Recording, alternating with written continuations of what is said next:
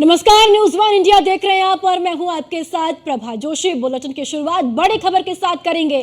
केंद्रीय कैबिनेट की बैठक आज पीएम किसानों को दे सकते हैं एक और बड़ी सौगात। फसलों की एमएसपी पर हो सकता है फैसला और रबी फसलों पर एमएसपी बढ़ाई जा सकती है। बड़ी खबर, बड़ी जानकारी आपको बता दें, केंद्रीय कैबिनेट की बैठक आज होने वाली है और आज इस बैठक में किसानों को एक और बड़ी सौगात मिल सकती है। तो पीएम किसानों को एक और बड़ी सौगात आज दे सकती हैं। फसलों की एमएसपी पर बड़ा फैसला आज आ सकता है। तो रबी फसलों पर एमएसपी बढ़ाई जा सकती है। तो एक और बड़ी सौगात आज प्रधानमंत्री नरेंद्र मोदी की ओर से किसानों को दी जा सकती है। तो केंद्रीय कैबिनेट की बैठक आज होने वाली है और आज इस बैठक में किसानों को एक बड़ा तोहफा मिल सकता है। किसानों को बड़ी सौगात इस बैठक में मिल सकती है।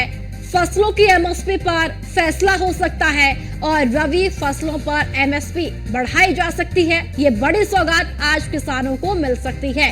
और चलिए, ज्यादा जानकारी के लिए पीयूष तिवारी हमारे संवाददाता जुड़ चुके हैं। पीयूष, आज किसानों को एक बार फिर से बड़ी सौगात मिल सकती है। केंद्रीय कैबिनेट की बैठक होने वाली है और क्या कुछ होगा इस बैठक में?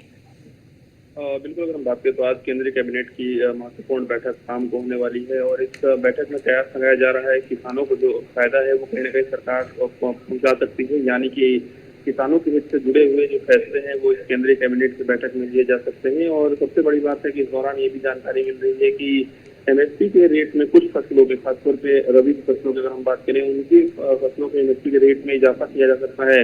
हालांकि केंद्रीय कैबिनेट की जब बैठक होती है तो बाकायदा सरकार की ओर से प्रेस कॉन्फ्रेंस करके ब्रीफ किया जाता है कि केंद्रीय कैबिनेट की बैठक में क्या कुछ फैसले लिए गए। लेकिन इस तरीके से आसार लगाए जा रहे हैं और हाल ही में जो केंद्रीय कृषि मंत्री हैं उनकी ओर से बाकायदा एक बैठक भी की गई थी और एक खाका तैयार किया गया है किस तरीके से किसानों के हित से जुड़े हुए जो फैसले हैं वो लिए जा सके। और कल भी आपने देखा है कि प्रधानमंत्री नरेंद्र मोदी ने बड़ी सौगात जो है वो कहीं ना कहीं किसानों को दी है। तो निश्चित रूप से केंद्र सरकार की प्राथमिकता में कहीं ना कहीं किसान है और यही कारण है कि किसान से जुड़े हुए तमाम जो फैसले हैं वो लगातार उनके हित के लिए लिए जा रहे हैं। और ऐसे में आज केंद्रीय कैबिनेट की बैठक है तो संभवतः कहीं ना कहीं एमएसपी के रेट में वृद्धि को लेकर फैसला लिया जा सकता है। अब देखने वाली बात होगी कि जब इस बैठक के बाद प्रेस कॉन्फ्रेंस होती है या मीडिया को ब्रीफ किया जाता है तो क्या कुछ जानकारी सरकार की ओर से दी जाती है।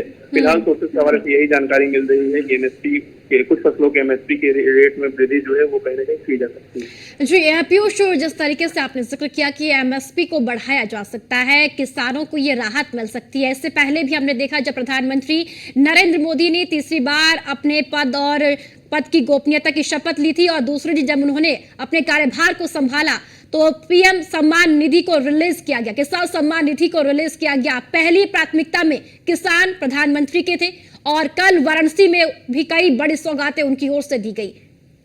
बिल्कुल, अगर हम बात करें तो प्रधानमंत्री नरेंद्र मोदी ने हमेशा से ही, चाहे अपने चुनावी भाषणों की बात करें या केंद्र सरकार के कई मंचों पर उन्होंने कहा था कि हमारी सरकार की जो प्राथमिकता है वो गाँव गरीब किसान है। और ऐसे में किसानों के हित के लिए तमाम जो फैसले हैं वो सरकार ने पिछले कुछ सालों में लिए हैं। और सबसे बड़ी बात है कि जैसा कि आपने जिक्र किया कि प्रधानमंत्री नरेंद्र मोदी जी ने जब तीसरी बार पदभार ग्रहण किया तो जो पहली फाइल थी वो किसानों से संबंधित थी, किसानों के हित से जुड़ी हुई थी। उस पर प्रधानमंत्री ने पहला जो सिग्नेचर है तीसरे कार्यकाल का उस पर किया था। तो निश्चित रूप से अब देखने वाली बात है कि क्या वाकई में फसलों की एमएसपी पर बड़ा फैसला सरकार ले सकती है और उसकी रबी की फसलों की एमएसपी जो है वो बढ़ाई जा सकती है, ऐसी जानकारी मिल रही है।